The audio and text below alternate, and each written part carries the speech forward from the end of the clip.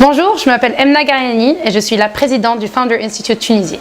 Donc ce soir était une soirée très importante pour nous parce qu'on a fait la graduation de notre deuxième cohorte.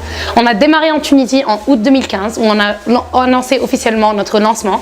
On a fait une première cohorte où on a démarré avec 25 startups en novembre 2015 et on a fini avec 6 startups et 7 founders en février.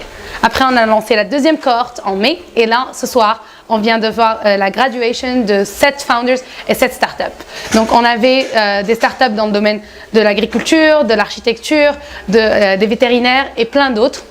Donc, pour dire que toutes les startups qui passent par nous, c'est des startups technologiques, mais il ne faut pas être tech pour créer une startup technologique. Aujourd'hui, on est en Tunisie pour vous aider.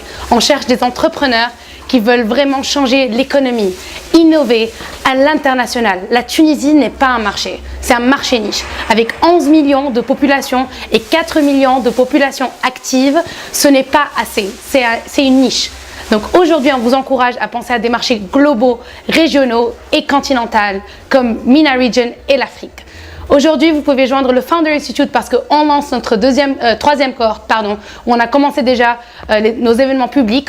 On a des événements, on a un événement demain, le Pitch Bootcamp. Et puis, la cohorte, elle va démarrer le 26 octobre. Le Early Admission, c'est le 11 septembre. Donc, pour vous expliquer un peu comment ça marche, l'admission se passe à la Silicon Valley. Moi-même et mes co-directeurs, Walid Sultan Mideni et Alim Nif, n'ont aucun pouvoir sur votre admission dans le programme, car c'est un programme global. Toute l'admission est centralisée à la Silicon Valley. Donc, vous postulez, vous remplissez un formulaire rapide. Vous pouvez le remplir en français ou en anglais. Donc, ça demande qui vous êtes, pourquoi vous faites ce que vous faites. Mais le plus important, c'est le test psychotechnique que vous passez qui aide notre équipe d'admission à déterminer si vous avez ce qu'il faut pour être entrepreneur. Vous n'êtes pas obligé d'avoir une idée.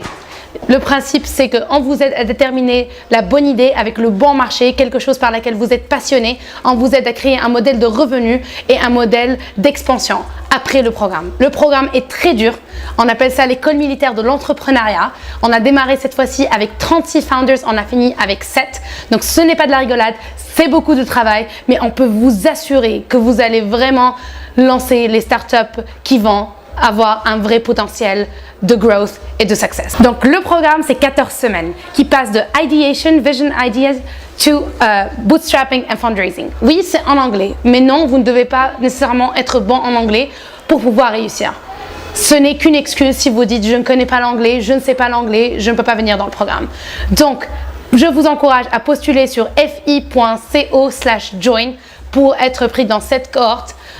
Le programme se passe chaque semaine à Cogit. On a une session hebdomadaire avec des mentors qui sont des CEO, des investisseurs. Entre chaque session, vous recevez ce qu'on appelle le Company Building Assignment qui vous aide à bâtir votre entreprise. Donc, vous allez créer non seulement une entreprise, non seulement une idée qui a un vrai marché, mais aussi vous allez grandir votre réseau de mentors, d'investisseurs, de CEO national et à l'international.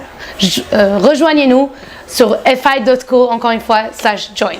Nous étions très heureux ce soir d'avoir Monsieur Anouar Marouf, le ministre de l'ICT. Ça veut dire pour nous que ce ministère est vraiment prêt à encourager les startups, surtout que c'était sa première apparition publique officielle.